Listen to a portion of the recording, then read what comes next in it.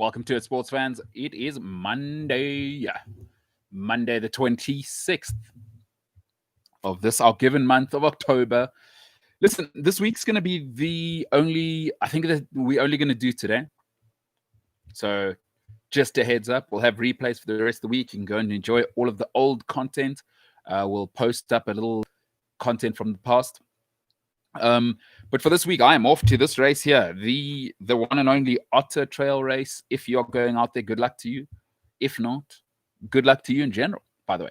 That's just, I guess that's just a good sentiment in life. So I am off to do a little bit of what they call my side hustle. So I have another job. I have other jobs, but this is my main job. This is my main job. I have other jobs, but for the weekend, we'll see if we can do some stuff from down there. If we can find some internet or try and make it happen. Once we are down there at Storms River, we will do our best. So tonight, our only show for the week, possibly, we'll try and make up for that on Wednesday, Thursday, once I arrive there. But anyway, welcome to it, sports fans. I am MKT, the MKT Show. Gareth Cliff behind me. Great to have you in. Great to have you in. 1947, which is not a year. It is the time. Good to have you with me. Listen, great weekend for the Premier League. And I think we learned a lot this weekend. I mean, we saw you're always going to learn about people when adversity strikes. Chelsea United learned a lot from that. Arsenal, Arteta, I think you're starting to see what you got there. Give you my thoughts, what I think of the whole process at Arsenal. Hearing a lot of upset Arsenal fans on the socials. Everton, how real are they? And is there any reason to be worried? I have one reason to worry, and let's see what it looks like moving forward. But I do have my concerns about Everton, not necessarily top four, but making that next step. All right, let's start with United Chelsea. Right, so here's the thing.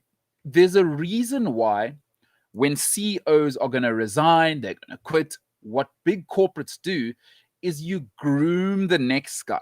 And really what corporates like to do, what they really, really like to do when you go multinational is they like to bring from within. And there's a reason for that. I mean, you call it, some people might call them cronyism, a bit of nepotism. There's a reason why family businesses recruit from within. There's a big reason for that. Yes, I mean, I'm not a geneticist. You can go, if you're a neuroscientist, go and do the research. But I know the reasons why I perceive that to be. Because when you recruit your cousin, your brother, your daughter, your wife, whoever it may be, to be the next CFO, they understand the fundamental expectations. They understand fundamental. This is why relationships, the older you get, the harder they get. Because the older you get, the more used to your ways. So if you kind of like waking up late on a weekend and you're 33, it's very, very hard for me to change you. If I'm somebody who's active, I meet you at 18, we stay together for 6 years, I can kind of shape some of your bad behavior or just behavior in general out of you. So pedigree is a real thing. That's why CEOs get recruited over a 10-year span. They get trained over a 10-year span. They spot you, they recruit you. This is why recruiting companies do so well. They're like, oh, she's got all the indicators. Let's bring them in-house. They'll be upper middle management, but we've got a trajectory for them. It's called pedigree. I don't know what bad habits, right, you're being taught out there. If I'm Exxon, if I'm Mobil, if I'm Shell, I don't know what habits you're learning at Jim and Johnny's startup, rinky-dink startup. I don't know what your timekeeping. I don't know what your corporate governance sort of understanding is. I don't know what your ethics are like. I don't know what that's like, right? If you're doing it somewhere else, and then I'm going to hand you a budget of $100 billion a year. I cannot take that chance. So when you look at Man United and Chelsea's problems, I think you got to look at them this way. Is the pedigree of their managers is not great. So, when you get to my age, and I guess we are the first generation, is we think of Ole Gunnar Solskjaer scoring a goal in the 1999 Champions League. We think of Frank Lampard breaking every midfield record the Premier League and European football has ever seen. Goals, assists. We forget that they're just human beings. And this notion that you played so you can coach is stuck in our minds. The equivalent of Ollie and Frank Lampard's training is like an online training course, really. It's like an Australian approved course where you do it online, and there's tests online every 3 weeks. How do I know that? Is the pedigree of Ollie as a coach was he was at Manchester United reserves for a little bit. He went to Mulder, and he was at Cardiff. I mean, Frank Lampard was at Derby for one season. A lot of people forget this is only Frank Lampard's third season in football management ever. I don't care how many goals he scored for Chelsea. I do not care. That means nothing. We've seen now Mourinho and Fergie have proven you do not need to play at the highest level. Fergie played for Rangers, not the highest of the highest. Means nothing. It is a profession now. The best managers, they tend to be this new wave. All right, you got Zidane coming through, you got Ancelotti, but there's plenty of managers. Jurgen Klopp never played at the top level. It is a full-time job. It requires a completely different set of skills. To be a lad, I've been in the change room. Come on, lads, let's just get out there. No, sir, not anymore. Not in 2020. So Ollie and Frank actually went on online college for training, and pedigree matters. There's a reason why Merrill Lynch recruited Harvard and not UJ or the University of Johannesburg.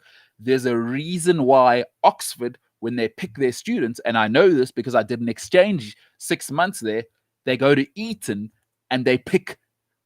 There's a reason why, because we know that the fundamentals are there. We're not going to have to teach you the credo of the place. We're not going to have to teach confidence, because if you go from Eton to Oxford, you don't feel uncomfortable. People at Oxford expect you to already know that you're the best. We don't want to have to instill confidence into you. That's not what we do here, is we take you to the next level. So when you come from Mulder and you come from Cardiff and it didn't go so well, and you come from Derby, you have gone on an online course of coaching. It is nothing. Let me give you the polar opposite example if you don't understand what I'm saying. In Jose, Pep, and even the great Sir Alex Ferguson, by the time they got the big jobs, nobody needed to train Fergie to be a winner. He had done the unthinkable and taken Aberdeen to titles and European titles. He had done the unthinkable. He'd already cut his teeth. So it was already, for Fergie, being in an environment where losing is unacceptable was a given. You can have it as a player. That's a different thing. You don't have to imagine. You don't have to manage 24 psyches and staff and your management. As a player, you just care about you. Sportsmen are the most selfish people in the world. That's why they often don't make the best managers. Great sportsmen truly don't make great managers because they don't understand why you can't be great. It's so easy. Control the ball, put it on your chest, and hit it from 30 yards. Frank Lampard, to him, you should be doing that. That's why Gianfranco Zola didn't work out. Still a great player. So when you look at Fergie, Jose, and Pep was groomed at Barcelona. My God. Listen, the pressure at Barcelona B, it's not like Man United reserves. If you don't understand how the structure works, Barcelona B are in the Segunda division, which is basically the championship in Spain. So he was winning with that. And by the way, at Barcelona, they do not care. You don't win in the B team, you're out. Because we recruit internally here. If you're not sticking to our standards, get the hell out. We don't care if you're Pep. We've seen them fire everybody. There's nobody at Barcelona who gets a break. That is the most cutthroat learning institution, the football environment, along with the Italians. It is cutthroat. So that's where he cut his teeth, at Barcelona. No tougher place. Jose Mourinho, Barcelona as well. Of course, started off Sir Bobby Robson. He was his translator. But ultimately, where did Jose cut his teeth? People say Benfica. Even then, Benfica, great side. But he was at Porto before he was the guy. He was at Porto. And at Porto, by the way, I don't care what you say. That is a top 10 global football brand. They do not tolerate losing. It is a cauldron there, by the way. They do not tolerate losing at Porto. And they don't mind losing. We're not doing it here for a long time. Mourinho there, expectation through the roof, said it early, and you could see what he was early. Europa League treble, Champions League treble, that's all she wrote. The cauldron at Porto, to be there, I mean, you listen to Mourinho, you read his books, the pressure is incessant there. It is like nowhere else in Portugal, and in the 90s and noughties, like nowhere else on earth. Porto, a real juggernaut of football. So those three, Pep, Fergie, and Jose Mourinho, essentially went to the Harvard and Oxford of get ready for your working place. And the reason I'm saying this is we saw this weekend, and we're starting to see with Ollie, and we're starting to see, I think, with Frank, is that they're not ready. There's still shortcomings in their ability to manage the entire structure. Right? They're not ready. They're not ready. Ollie can't handle his stars. Now you've had Greenwood, you've had Pogba. That's been a problem. That's a side of management where if you're at Mulder, you are a god.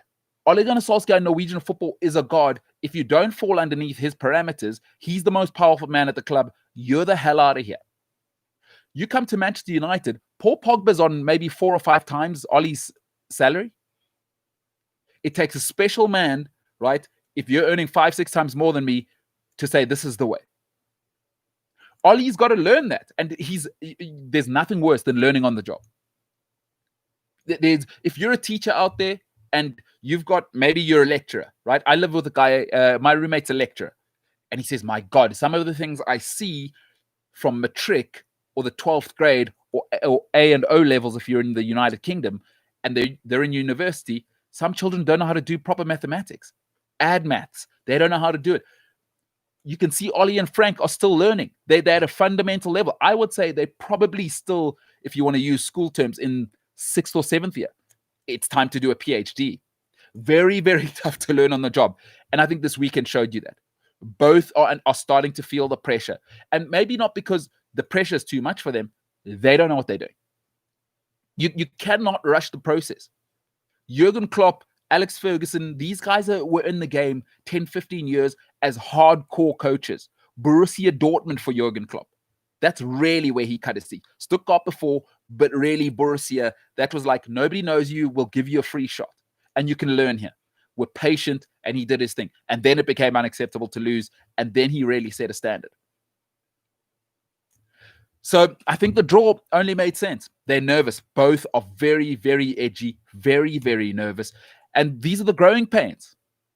If you're going to give talent a chance without having the fundamentals, which Lampard and Ole Gunnar Solskjaer don't have, they do not have, they are not ready for this job. Mulder and Cardiff will not prepare you to be the Manchester United manager with Paul Pogba and Martial and Rashford and Luke Shaw, who's coming to the club overweight. What do you do when that happens?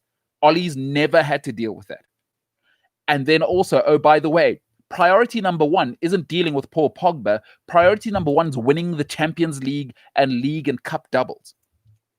Ollie's never known that pressure. I'm sorry. There's no book that's going to teach you that. There is no football course for the world is coming down. There are 3 injuries. I need to change from a 4-4-2 to a 4-3-3, 3-4-3. I'm afraid if you're a Manchester United fan or a Chelsea fan, you're going to have to bite down on your teeth. They call them growing pains. These are growing pains. With a baby, what do? The teething. When they're teething, a little bit of, some people say alcohol or whatever on the baby. You're going to have to do that. They're babies. They are babies. Stop imagining Lampard as the box-to-box monster that he was. Ole Gunnar Solskjaer, the greatest substitute in English football history. They're not that. They are bambinos.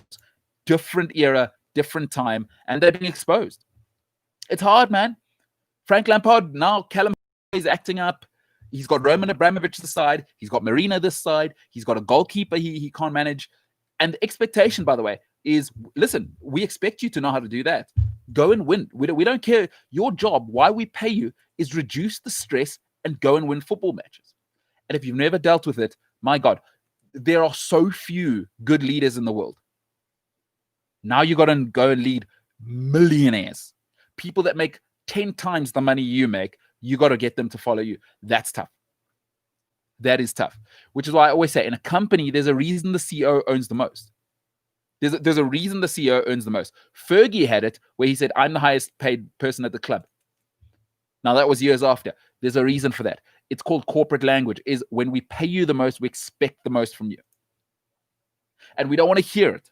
We pay you to solve the problems, not to create them. Lampard and Ollie learning on the job. Tough stuff.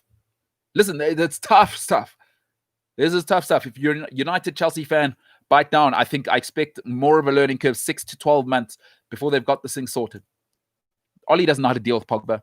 He doesn't. Like we've seen now. And Lampard doesn't know what to do with the Kepa situation. He doesn't really know what to do with the right back situation because he's got Arrizabalaga, one of the greatest leaders the club's ever had. These are things you can only learn by doing them. Lampard's a baby. Ollie's a baby. This weekend, the draw made sense. Two very, very nervous managers. And they are feeling the pressure, probably not from the clubs. They're ambitious men. They'll be their own biggest critics. But sometimes you don't know what to do. And it may become too much. And this is where the great ones separate themselves. Ask for help. Can Ollie say, I need more help?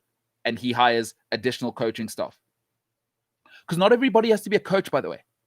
It's okay to manage. Fergie at the end, he would just manage. He let Mike Phelan, Carlos Queiroz, you go and do the coaching. These young guys, they still got the energy, a little bit of ego. They want to coach. I know the way to do it. Lampard may have to step off the training field, get coaches to do that, and go and oversee the club. That's why they call you a manager, not a football coach, not a head coach. That's two completely different roles. But it'll take these young guys a bit of time. Get your ego out the way if you're Ollie, get your ego out the way if you're Lampard, and ask for help. Young people aren't good at asking for help, by the way. Listen, I have mentors, and they keep telling me all the time, ask for help. Great people ask for help. Smart people build an army. You don't have to do it by yourself. But I guess when you're young, you want to be that alpha dog. You want to show everyone I can do it on my own. Not always the smartest way. Growing pains. Let's move on to the Gunners. Listen, you do have a problem there. But we've all been in relationships in life. If you've been in a long-term relationship, I'm very fortunate. I've had 2 great relationships in my life. I haven't been scarred by anybody. I have not been scarred by anybody. But I do know people, and I have lots of experience where I've had friendships where you're in a long relationship with somebody and it's a long-term relationship. Lo and behold, it ends. That is the worst part of any relationship. And if it doesn't hurt at the end, you never cared anyway. Friendship or romantic. So it's okay. I'm not talking about where you were getting something from the other person, you weren't into it. I mean, if you're into something and both parties and you're in a real adult relationship. I don't mean 18, 19 and you're crying because you saw your boyfriend at the shops because you were supposed to watch a movie and he was at the shops. I don't mean that kind of stuff. I mean adult stuff where we're in a relationship. 7, 8, 9 years, and it ends. Trauma. Understandable. The human soul goes into existential crisis. That's the kind of stuff I'm talking about. Where you're spinning and you can't eat for 3 months kind of stuff. I had a friend that was real for her. That's what I'm talking about. Listen, if you're an Arsenal fan, you were in a tumultuous relationship for 17 years. For the first 3 years, you lived in Valhalla. You lived in heaven. Then it got bumpy. Then it was like a bumpy 10 years. And then you had the last 4 years. Essentially, you were living with somebody who was, I don't know, unable to acknowledge their errors, and they expected you to stay. So you were really in an awful relationship as an Arsenal fan for 13 years. You were in a relationship for 17 years. First 3 years, great. The best of the best. Oh, you're cooking breakfast for each other. You're picking up socks off the floor. After 6 or 7 years, that's not so great. And the next 10 years, it's bumpy. The in-laws aren't so great. Arsenal were in a 17-year relationship with Arsene Wenger where he controlled everything. The football club has just come out of a relationship where it was codependent. It had no idea how to go and apply for a passport. Do you know these people? Where they're in long-term relationships, they're being controlled by a partner. That's what Arsenal were in. That's over. It's not that easy to let go. Especially if you are being controlled by the other person. Arsene Wenger was dominant at Arsenal for 17 years.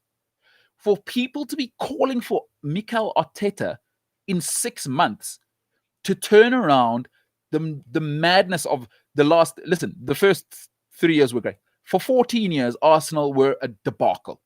It was a debacle. I'm sorry. It was an absolute shambles of denial, lies, disconnection with the fans. That's not a relationship. That's not how you grow. I mean, how many?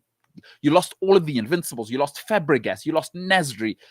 You know, what makes it worse is all of these players went elsewhere and won. And there was the worst one was 2013 when Robin van Persie left and he won straight away.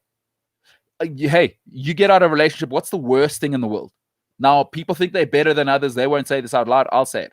There is nothing more gut-wrenching than seeing your ex-girlfriend at the shops looking happy with a guy who's in much better shape than you, and he treats her like you should have treated her. There is nothing worse. That's where we are now with Arsenal. Arsenal, Mikel Arteta's the new guy in the picture, and Arsenal's the lady who's been in an awful relationship. You got somebody who's treating you right now, Mikel Arteta, but that takes time. It's called baggage. By the way, Arsenal have to get rid of a lot of deadwood. Mesut Ozil is a nightmare. It is a Wenger nightmare. It is a landmine that Wenger laid down, and unfortunately, Mikel Arteta is stepping on. It is an absolute nightmare. But the the Ozil thing is not just now. How many of those were there? Carl Jenkinson. Why did they give Bellerin a new deal? David Luiz. Who's signing these people? Who is signing these people? I mean, what do we do? Kolasinac at Arsenal. El Neni. Like, these are mistakes that are at Arsenal. Granit Xhaka, I'm sorry, is not an Arsenal level player. Do you know how I know that? Because I saw Ray Parlour in real life. I saw Grimandi in real life. I saw these great champions. I saw Gilberto in real life. You can't have Granit Xhaka at Arsenal and tell me you're what you should be. Folks, the thing about people is when you get out of a relationship and you've been treated badly for a long time, is you start to think that's what you are. And then you let people treat you like that. So you think signing Gervinho is a good idea. David Luiz is a good idea. Keeping Bellerin, Kolasinac, these third-grade signings. You start to believe you're second or third grade. That's what's happened to Arsenal.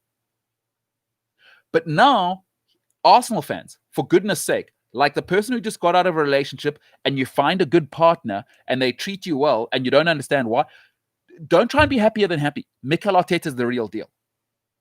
Deal with your trauma. Now deal with what's wrong with Arsenal. There's nothing wrong with Mikel Arteta.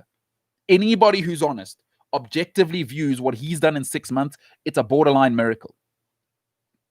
You can't have Bukayo Saka at the age of 19 be your main playmaker, and then you've got a guy who is one of the highest paid footballers in the world, constantly tweeting at the club, subconsciously trying to derail that relationship. Now you're managing upwards, sideways, you're managing the squad, the locker room, because you know what the problem is there's still people in the Arsenal change room who are looking at Mikel Arteta sideways. He's clearly a smart guy. He knows he's about to get rid of them. You've seen Ozil's the first one. I expect Bellerin out, and I expect Kolasinac will obviously have to go very close with Ozil, because that'll split the locker room. If you lose the locker room, you're dead as a manager, by the way. Once the players are not on your side, I don't care how good you are. I do not care how good you are. But what's great for Arsenal is the media can spin it how it wants. Anybody can lie to media and fans and whatever. There's one bunch of people in sport that you cannot lie to. I've had great coaches. I've had terrible coaches. You cannot lie to players. Players know when you're stretching them. They know when you're stretching their mind and their technical ability and their tactical knowledge. There's a reason why you have not heard a peep, not a single peep, out of the Arsenal dressing room. Players buy in. Chelsea, Man United, big leaks coming out of there, all the stories. Callum Hudson-Odoi, that's coming from somewhere. That is coming from somewhere. The Reece James stuff, that came from somewhere. Kepa Arrizabalaga, that came from the change room. Arsenal, I have not heard a peep. You know what that means? They trust him. The players trust him. Anytime you hear a leak in sport, it means we don't trust our authorities. But for Arsenal fans to be saying Arteta out, are you joking? You've been in a bad relationship for 17 years, and now you find a good guy, and because you got your trauma and you don't know how to leave your baggage behind, you think, my Arsene Wenger baggage must come into this relationship. Don't try and be happier than happy. Arteta's the guy. Change hurts. Change hurts, people. Change hurts. Listen, you get in a new relationship. Let me give you an example. You move into an apartment with a girlfriend, with a boyfriend, and now they like to keep their Tupperware in a certain cupboard. The pan where you used to keep it, she doesn't like it there. She's got hooks for it now, and now it's above you. These things hurt. You got to have a honeymoon period. They're adjustment. The older we get as well, we don't like change. I'm 34. I don't like change. I've told people before, if you're 28 and younger, I don't want to work with you. You make me nervous. You're erratic. I don't like it because I don't like change. I'm old. I'm old and I'm rigid. Old people are rigid. I don't care what they say, how revolutionary they think they are. I'm old. I'm rigid. I get that. Arsenal, this is no time. Beggars can't be choosers. Don't be rigid. You've got a great guy, a great manager, and he's so futuristic. And for once, there's strength at Arsenal. Wenger lost his teeth 13, 14 years ago. When Vieira left, the moment he said top 4 is a trophy, Arsenal should have got rid. Should have got rid. But now you got a guy who says Mesut Ozil, highest paid player at the club, mollycoddled before. Won't have it. What? Get the hell out of here. Iwobi, get the hell out. This is what Arsenal need. Change is painful. Bite down.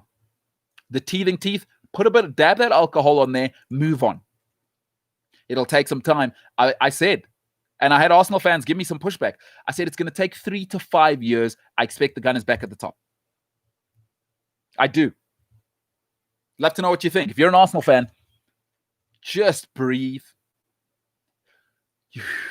You've got the right manager. Now let him settle down. And Arteta's clearly a smart guy. He's probably going to be a little Machiavellian. He's going to have to move pieces here, move pieces there.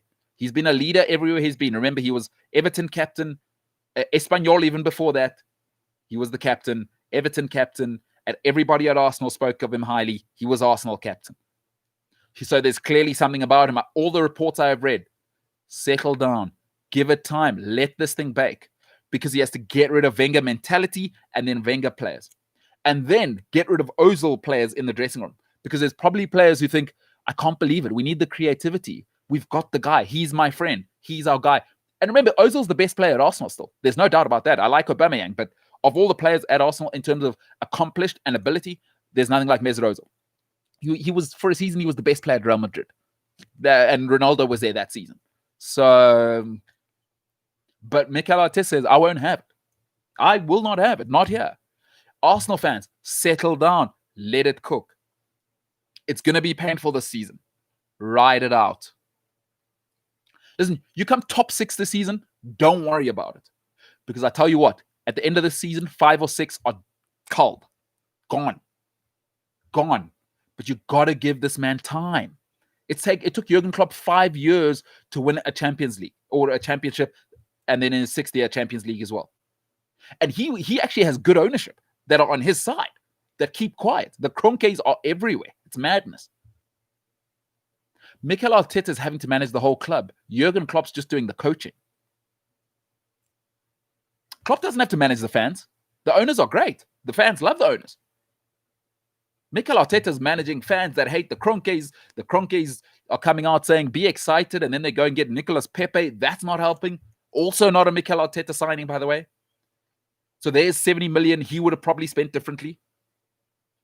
So listen, his hands are tied behind his back. He's done a magnificent job. He's given you an FA Cup. I'd love to know what Arsenal fans think. Look, let's finish off on this. This has been a good Monday. I want to finish off on the Everton thing. You know, why I think Everton will come top 4.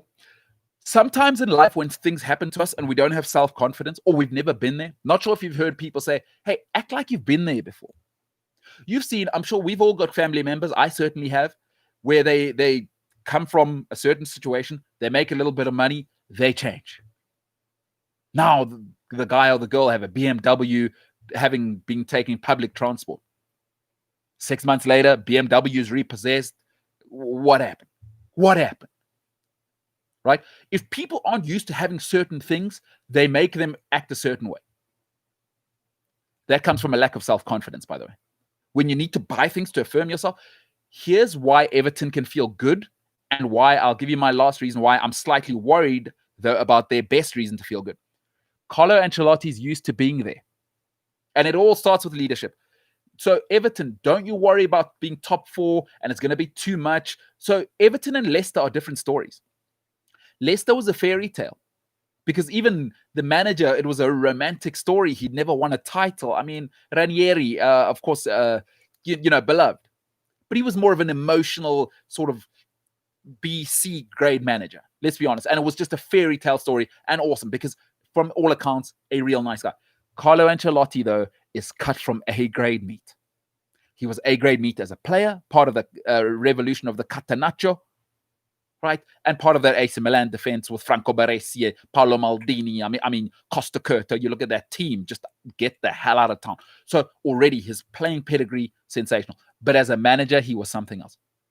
He's won 3 Champions League titles. He managed Pippo Inzaghi, Jaap Stam, Andrei Shevchenko at a club where his owner was the Italian president. Now, okay, he was what he is, but the expectations for this man, he has never known low expectations. He had the Italian president at his peak as a manager. Inzaghi, Maldini, Nesta, Cafu, Dida, no problem. Seedorf. These are just some of the players he managed. Kaká, how dare I forget him. So he's used to expectations where winning is the standard. We don't celebrate wins, we're on to the next one.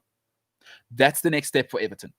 So if I'm an Everton fan, I feel great about that. So I feel like we've started well, and we have a manager who's very comfortable at the top. There's no pressure at Everton because this is the standard he sets. Leicester, on the other hand, over the last few seasons, it's felt like a fairy tale being in the top 4. Ancelotti will tell them, no, this is what I expect. Maldini didn't celebrate when we won Milan derbies. He'd get back in the change room, recover, because we've got a game next week. That's what Carlo Ancelotti will bring. So for top 4 hopes for Everton, I would say that's a great thing. But I did see a concern this weekend, and I had it from the beginning. And I've always said, I don't want to deviate. I don't want to be a hypocrite. Luckily, he's not the leader or the captain. But it does worry me that James Rodriguez, when they needed him, found a corner to hide this weekend. I watched the entire game. And when you see the great players, David Silva, Vincent Kompany, Eric Cantona, David Beckham, right? Cristiano Ronaldo. When there's pressure, you're 2-0 down, they will come and be at the center of the game. They'll come deep and collect the ball. They'll fight. They'll make a tackle. They'll do something as a catalyst to ensure that, hey, this isn't going to work. The greatest of them all, Roy Keane. Roy Keane could change the ebb and the flow of a football match. Patrick Vieira could change the ebb and the flow of a football match at 2-0 down with a crunching tackle. James Rodriguez this weekend went the opposite way. Don't give me you got an injury. If you're the guy, we need you as our warrior. I need you when we 2-0 down, not when everything's hunky-dory and we're passing it around like we're the 1960s Brazilian team, because then it's easy. You're in your comfort zone. That's not why James gets paid. I feel like this is a thing, and I try and speak to young people when I get a chance, because I've learned it from my elders, is you don't get paid your money for when things are going well. That's not why we pay you. We expect things to go well. But why we pay you is that when things don't go well, you fix it. Like and the more we pay you, by the way, there is a pay scale. So the middle management, we expect you to solve problems. The CEO, we don't want to hear about the problems. If the problems get to us and I'm an investor, CEO, you better believe you got problems. Middle management, it's the CEO's problem to make sure that he doesn't hear about problems.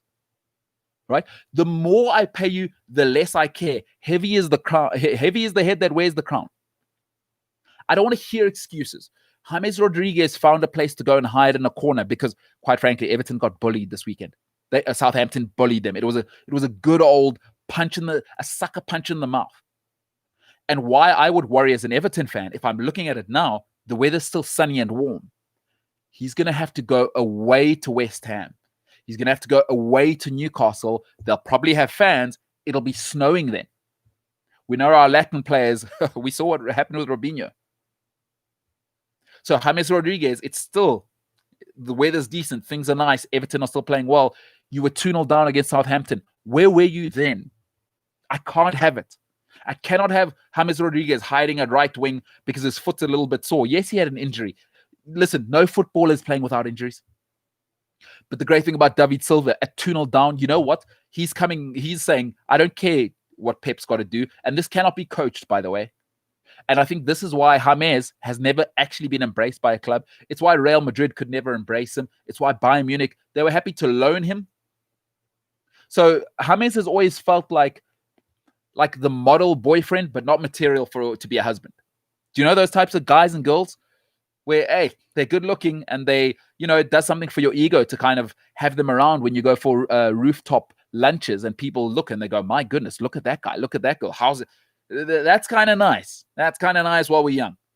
But then you want to marry somebody. That's a different feel. That's a different texture. James, to me, it feels like, I hate to use an ugly analogy, he's more boyfriend material than husband material, because Real Madrid have shown you, Bayern Munich have shown you, is we like you, but we ain't going to put a ring on it. There's a reason for that. Sport is about more than just playing the character. It tells you, James, they've called on him before and he's hidden. Some people shrink under pressure. That's okay. But if I'm an Everton fan and I watch this weekend at 2-0, for me, I always watch, what do the big players do when you go 1-0 down, 2-0 down? And that's where you've got to say, over the last 18 months, Sadio Mane has become a different beast. Lionel Messi, over the last decade, Cristiano Ronaldo, 2-0. Don't you worry about it, gentlemen. Put this thing at my feet. Everybody get the hell out the way. Put this thing at my feet. And they'll make 10 mistakes. They don't care. Give me the ball. Do not hide. James Rodriguez was hiding this weekend. And that's a problem because he's supposed to be your catalyst. Now, Carlo will know this. He took him everywhere with him, right? He took him to Bayern Munich. He had him at Real Madrid. So he loves him. He'll find a way to get to him emotionally and try and get that up. But I just wanted to say, I'd love to know if you're an Everton fan, I'd love to know what you think. But this weekend concerns me. It does concern me when your big players hide. Mesut Ozil's another one. You have to be honest, Arsenal fans. And I know people say chances created. Look at his numbers. Where's he been in the big games? Ozil used to hide in big matches. He did. I'm sorry. And I like him. I like the ability. But for Arsenal, for what you've paid, you haven't got the bang for your buck. When you pay 42.5 as Arsenal, it is your club record. Please, can you put us in the top 4 consistently? Folks, when you get a mandate, you get two things: excuses or reasons. I'm sorry, Mesut Ozil's just been full of excuses. Take us to the promised land. And if his mandate was to take us to the promised land, I'm sorry for Arsenal, he has not made your top 4 team. And James Rodriguez, I would worry because he hid this weekend and I don't like it. And you know what my big thing is? When somebody shows me the first time what they are, I tend to believe them then. This was the first game where Everton actually got sucker punched in the mouth and they crumbled. They crumbled like just weaklings, just little weaklings. They really, really crumbled this weekend and there was nothing. And that's tough. You're not going to win the Premier League. You can do it in Spain, my friend. You can do it in Germany where your talent is enough. Not in England. Right down to the 20th team. I mean, listen, Sheffield United has 15 internationals. To make it to that level, you got to be a boy dog. Everyone wants it in the Premier League. There aren't any walkovers, and we saw it on the weekend. And James Rodriguez, maybe he's not used to it. Certainly top 4. I don't change my agreement there. I've predicted they'll be top 4. But it worries me what I saw on the weekend. And it's got to worry Carlo as well. Listen, Carlo Ancelotti, when you've had Kaká, when you've had Shevchenko, right? When you've had Clarence Seedorf, when you've had Ambrosini, Pirlo, these guys are looking for the big moments. They're not going to hide ever. Listen, Istanbul, that happens to everyone. But that team didn't hide from nobody. And when you have big players, they don't hide. Bigger the moment, cometh the hour, cometh the man. James Rodriguez, very, very worrying. Very, very worrying. If you've got any questions, put them in the live chat. Remember, today, the only show for this week, possibly, we'll try and find a way. I am at Storms River at the Otter African Trail Run. From tomorrow, I am the hell out of here. But we'll certainly be back next week. Monday, we'll try and do a show whilst we're out there. If we can't, just go and check out the old content. If you got any questions, put in the live chat. I will answer them. Otherwise, I will finish with Lulama Qabaga's questions here. Lulama says, if you watch Chasing the Sun, Rassie didn't coach, got others to do it. Rassie, by moving to Ireland, I think he changed as a man. Because so Rassie's problem in South Africa is, so if you've never been to South Africa, we have an extremely conservative country. Rassie was an extremely revolutionary player. By the way, he was Richie McCaw before Richie McCaw. If you didn't watch rugby back then, Rassie Erasmus was unplayable on his day. Absolutely unplayable. And always the captain, by the way, from the Cheetahs to the Cats to the Springboks. Innovative, ball skilled, and just an absolute mongrel. Now, pedigree again. Grey Bloom. We all know what that means. And he was the guy, Grey Bloom. He's always been the guy.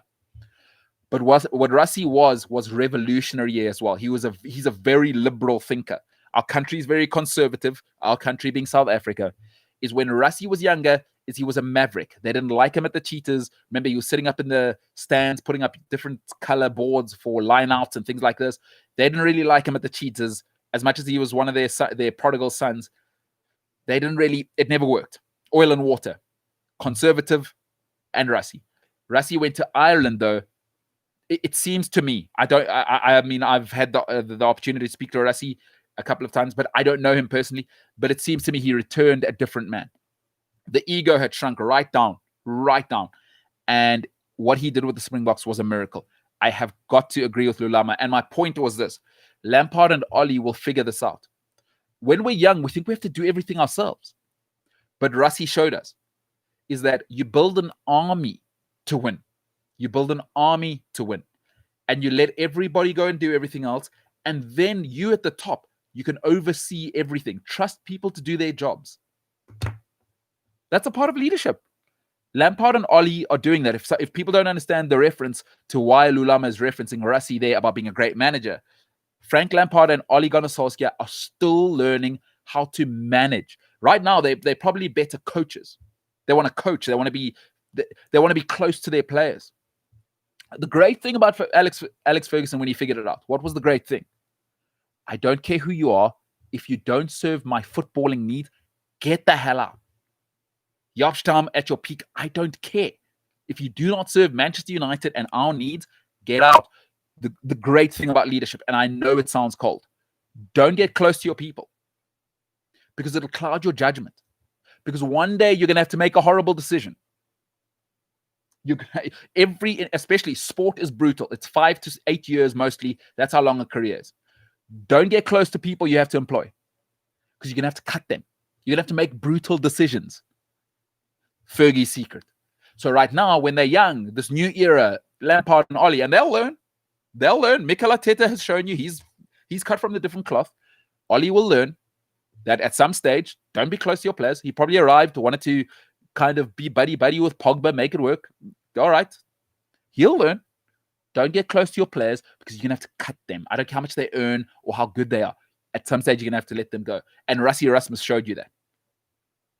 Folks, you got to learn to manage. People don't know how to. There's a big difference. Actually, what you need to do is learn to lead. There's actually a difference between managing and leading. Rassie Erasmus showed us that. Frank Lampard and Ole Gunnar Solskjaer are probably still managing. They're managing situations rather than leading and growing teams. But they're young and they'll learn. Rassie Erasmus, phenomenal turnaround job. And by the way, he did that in 14 months. Under Alistair Coetzee, we were dead. Under Alistair Coetzee, the Springboks would have lost to my little niece's under-9 netball team. They would have. Rassie came in, turned everything around. That's leadership. You know, there's this horrible saying in South Africa, we are led. We were led. We were led. That's leadership, folks. Don't be a manager, be a leader. And Lampard and Ollie, they're going to have to learn that. Let's finish off on this one. And I think another great point from Lulama saying, Arteta has to be cruel to be kind. Number one, great song, by the way. You got to be cruel to be kind in the right measures. Great song. Absolute cracker. You can tell how old I am. That and Ayachisa Mategi. If you don't know who that is, two of my favorite songs, but I'm old. But Lulama makes a tremendous point here. Arteta has to be cruel to be kind. I got a great mentor, and she says to me, don't confuse these two things. just because something is good, it doesn't mean it's good for you. When you eat a donut, it's so good. Don't make the mistake that it's good, so it's good for you. You have to be cruel to be kind. And she compounds this by always saying this to me. Stop being interested in being right. Relative to her, I'm young. So our egos, if you're in an argument with somebody, you always want to win the argument. You win the argument. You're trapped in the situation you are. When you go bird's eye view, maybe if you'd massaged it, we're all in friendships and relationships. You don't have to win every argument, because often what that leads to is a concatenation of terrible events, and you lose the war, really. What you want to do is get the whole situation right. Don't worry about getting one moment right and being obsessed with winning this very engagement with people. Win the whole thing. Make a series of good decisions. Right? Stop being obsessed with being right. That's all ego. That's management, right? That's, I want to get my hands on it. I want to show you how it's done, as opposed to leadership of guiding people to where you want to go. I want to recommend a book, Machiavelli's The Prince. If you haven't read it, a real PhD in leadership. I mean, The Art of War is a little long, and most people, unlike me, have friends, so I'm not going to recommend that. I will certainly recommend Machiavelli's The Prince, just to give you, to expand on what I'm saying. Learn to lead, not to manage. Learn to lead. And Arteta has to be cruel to be kind. By the way, in Machiavelli's The Prince, they say the prince must learn to wear two hats. He must learn to wear two hats. One hat you wear with the people. One hat you wear behind closed doors when you make leadership decisions. Some people call it lying. Others call it, politicians call it rhetoric. The art of the rhetoric. You wear one hat with the people. You wear one hat behind closed doors. Arteta's putting on a nice face, but behind closed doors, boy, oh boy, I would not want to deal with that, man. Boy, oh boy. Cruel to be kind. Couldn't agree more. And great song. And Ntokozo Majozi, our favorite man from eThekwini, says, Rassie benched his captain in a very important quarterfinal game in the World Cup. That is leadership. Ntokozo, I couldn't agree more. For most of us, as we're developing, in our 30s, people say you don't know anything at 30, and I'm starting to learn that. I know nothing, because we want to be so right. Let me tell you what I know, my ego. We don't look at the whole situation of, how do I win over the next 5 years? Your more ego is, I want to win now. I want to show people in the room. I want to impress people, because when you win with your ego, is people can see that now, and that feels so good. But you might spoil a relationship. You might make someone feel small and actually ruin team chemistry. Learn to lead. Don't manage. And these are not my words, because I'm terrible at it. I have a mentor who's trying to drill this into me. Hope what she doesn't know is I'm a terrible listener. Terrible listener. There's a reason I'm single. She has set herself up for heartache for the next 10 years. Hope she sticks with me. But I agree with her.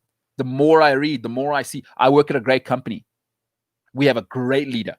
She is a great... Now, this last year, I have learned probably more about business purely because I have a leader at work and not a manager. I have a real leader. It's made me re-question how to do business. Rassie Erasmus, very much the same. Ntokozo, I couldn't agree more. When Sia got benched, people were like, what is going on here? What's Rassie telling you? Big picture. I want to win the World Cup, not a rugby match. I don't want to win a match. I want to win the World Cup. See, we get emotional. We're fanatics, and we should. But that's not Rassie's job. Rassie's job is to win big picture.